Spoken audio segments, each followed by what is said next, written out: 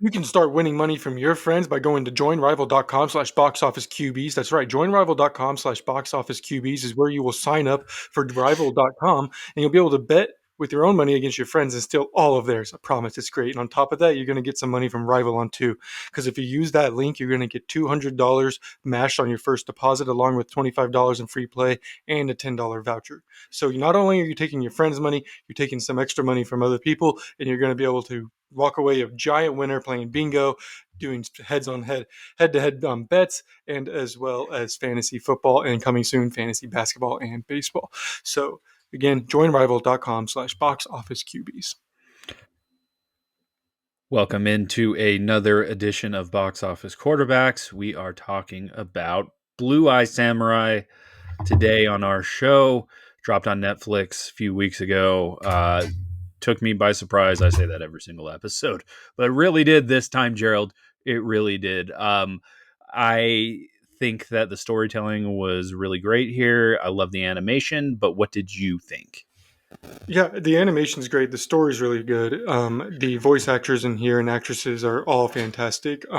Didn't think Brenda Song. I don't think I've seen her in anything in a long time, and I loved her performance in this. Um, the It is an American French anime, or Canadian, I think French American anime is what it is.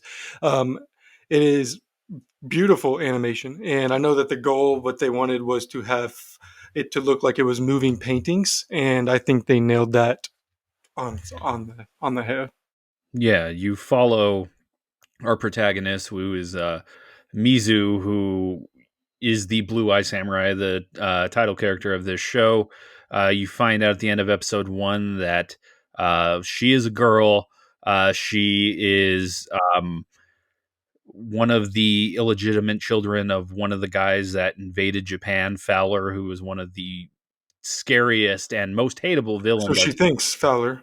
yeah, so she thinks, Feller. One of the most hateable villains I've seen on screen in a very long time.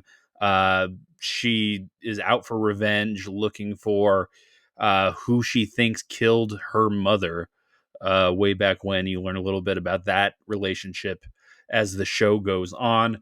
But they really craft a very interesting story from the get go. Mizu is such a badass character. Holy crap. Like one of the Yeah, most badass characters I've seen in a while. Just all the skills that she obtains along her journey. I loved everything about this. I love the supporting characters. I think we are off to a very strong start um, in this Netflix series, and I hope it sticks around for a while. absolutely. And the Edo period this is when it's set as the Edo period, which is 1603 to 1868, and they use a lot of Japanese history to build into the story and build in the world surrounding it, and also helps just with plot devices in general. Um, Another show that uses the same period is another. It's on Netflix. Demon Slayer uses the same period. They're completely different vibes, though. It's still the same period, still the same kind of look to an extent, in terms of dressing and clothings. But this one takes it a really way more realistic approach. Obviously, no demons.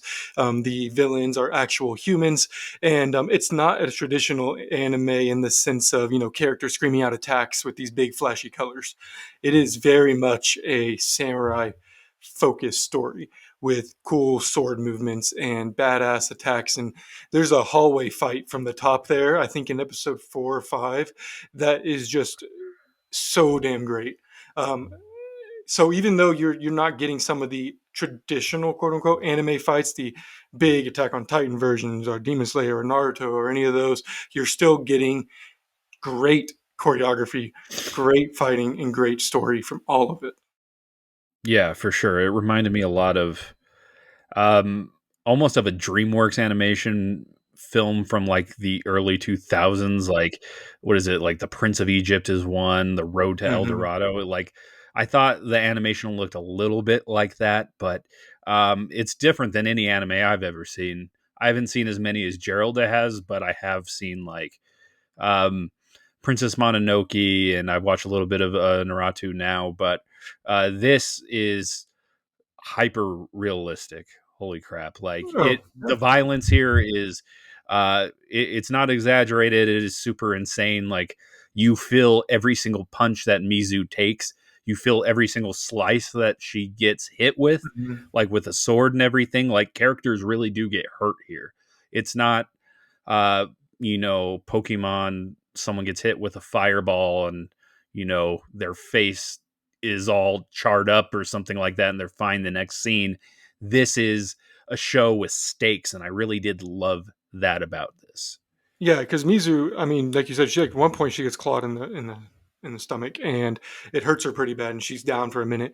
Now, it does obviously not just kill the main character every time she gets stabbed.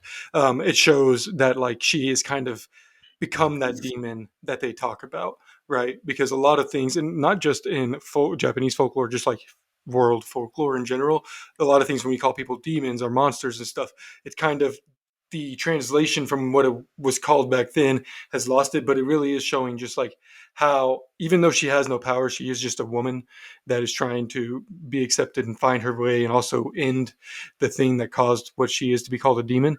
um, she has actually embraced that name and kind of that title and really just grown super powerful with it, and it's kind of scary at times. Yeah, like the most heartbreaking episode, and we talked about episode 5, is she's married to this guy. She's living a nice life, and she shows him up in like a little Hmm. sparring match, and her whole world comes crashing down. That is one of the best episodes of television of this entire season, and of the entire year. Just pushing that backstory and making her such a strong character. And yeah, I guess we could talk about favorite scenes, favorite episodes before we Yeah. get into characters. Well, I mean, I think for me, just straight off the bat, episode 5 is fantastic. The way they build that story, and I don't want to get too much into spoilers before people do go and watch this, but the way they build the story is they have, kind of a seemingly unrelated puppet story being told by a puppet master side by side with the story of Mizu's past life, giving us a glimpse at her. And the whole time you kind at the whole time, I think you are under the impression that you know which of the puppets is Mizu, and at the very end it's just kind of the twist it takes to reveal just who she was and how she was made and who really what had to happen for her to become who she is today. It's a really beautiful story, and the soundtrack is great throughout it as well. Yeah, there is some Metallica in here that I thought hit real hard. I Oh I, yeah, I love there's that shit. Yeah, I you did love dig that that part. shit. There was one scene though where they pull out like an 80s what was it, like like a clothing changing montage song. I don't even remember what it was, but it was in the middle of a badass fight. Fight was still badass, but at the same time I was just like, I don't know, man, like 80s montage, like they're changing before they go out to the mall, not for me.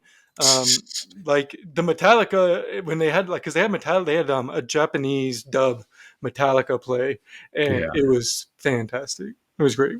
yeah. Put more of that shit. And Put more of that shit in for sure. But yeah, also the cast, man. I mean, have you taken a look at the cast at all?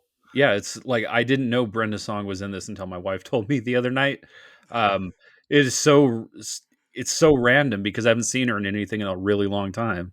Yeah, and then on top of that, you got Sulu from the Star Treks in the '80s, George Takei, Masioka, who was also in Heroes. I don't know if you remember that. That was Oh, yeah, one of yeah. my old favorite shows. Is he Um, Ringo?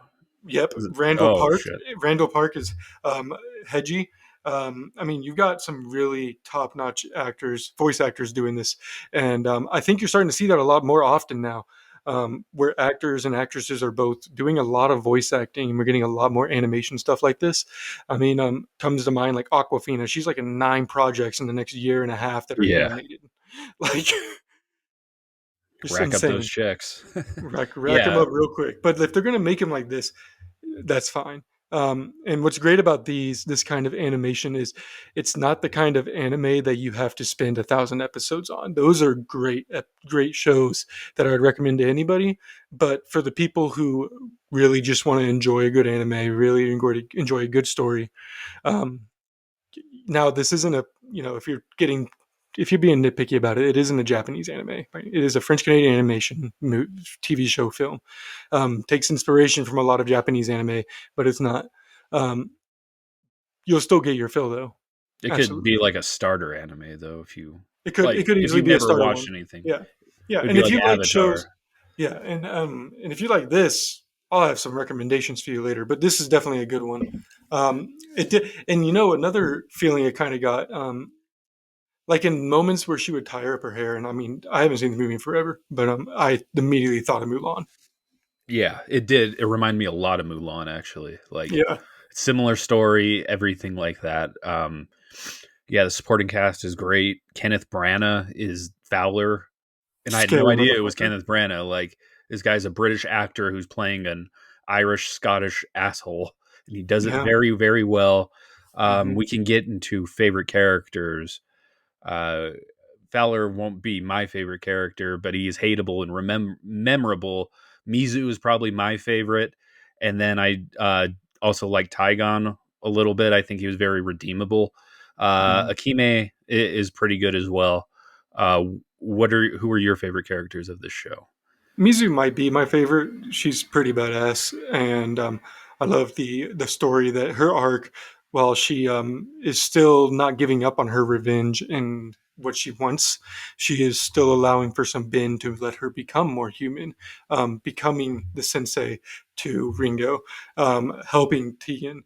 Um, Tigan, doing a bunch of stuff that is a little bit what would have been out of character just a little bit of time ago. So I'm interested to see what they do with her. Is she going to turn into more of a hero? Is her revenge mission going to take a back seat?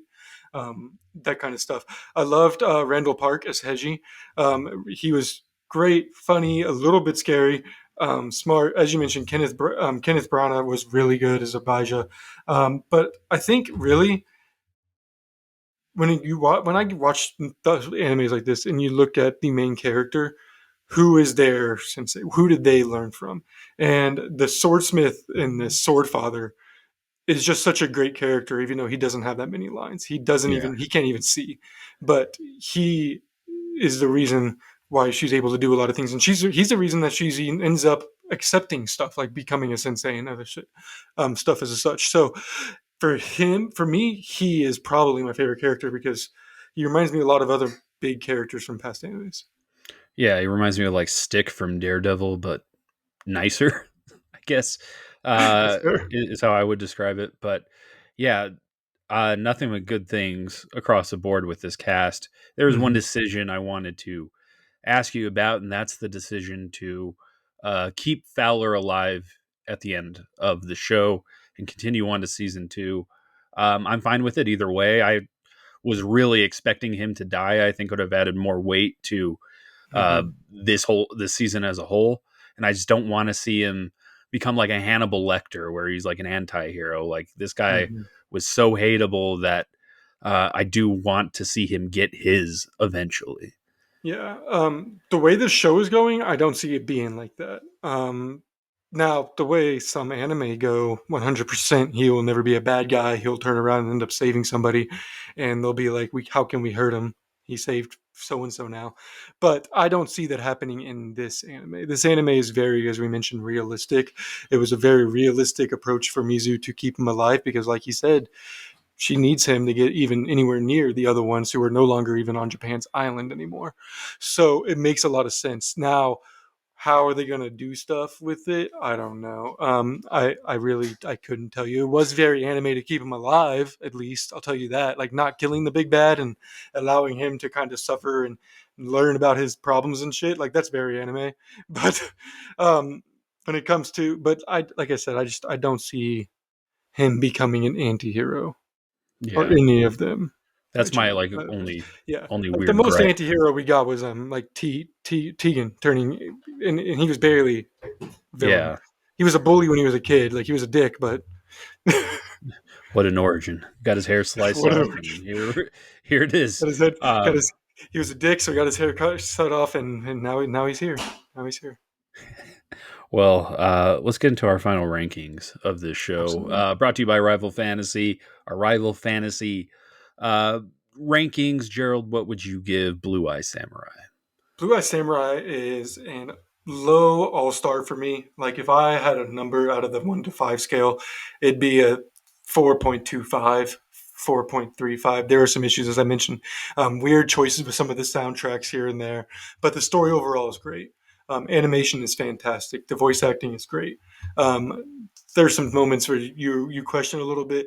The fights aren't as maybe not as appeasing as some other anime fights. Definitely not as appeasing as other anime fights, but they're still great and they're beautifully choreographed. So the animation studio, by the way, Blue Eye is by Blue Sky is the animation studio, and this is their first thing they've actually like their first big project. I went to their site. They have a shit ton of projects that are in production, but this is the first published one. Great job by them. Great job by everybody on that team and the writers. So definitely an all star. Would watch. Yeah. Yeah, I would give it an all-star too. Like it held my attention. I did have to take like a little 2-day break because like this show is a lot sometimes. Like there was a lot of violence in here and there was a lot of sad shit that happened. So like maybe more funny moments in the season 2, I don't know. It's Not definitely binge take itself worthy. so seriously. See, that's the thing though, because right, the way animes are going like this, like there are no they don't do filler episodes. Like Yeah. animes like this, Spy Family is another one. Demon Slayer hardly has any filler. Well, actually, Spy Family is all filler. Excuse me. Demon Slayer barely has any. Attack on Titan had like zilch. Um, this one doesn't have much, and that's what you're going to get. Like if we want the filler, they're going to need to do 20 plus episodes a season, and Yeah. I don't think they're going to do that now. More funny stuff from Ringo for sure, and as he becomes a little more of a samurai, or um, from his sensei, I think we'll see a little more from him. But I don't know if it's gonna. I don't know if you're going to get that wish. Yeah. Is what I'm getting at. It is dark, but I'm going to continue to watch it. Anything else you want to add before we get out of here? Not at all. Just go to joinrival.com/boxofficeqb, sign up, and your first deposit of up to $200 will be matched. You'll also get $25 in free play and $10 gift voucher to play on the site as well. Again, joinrival.com/boxofficeqbs. All right. Well, this has been another edition of Box Office Quarterbacks. That is Gerald. I am Jeff. We will talk to you guys next week.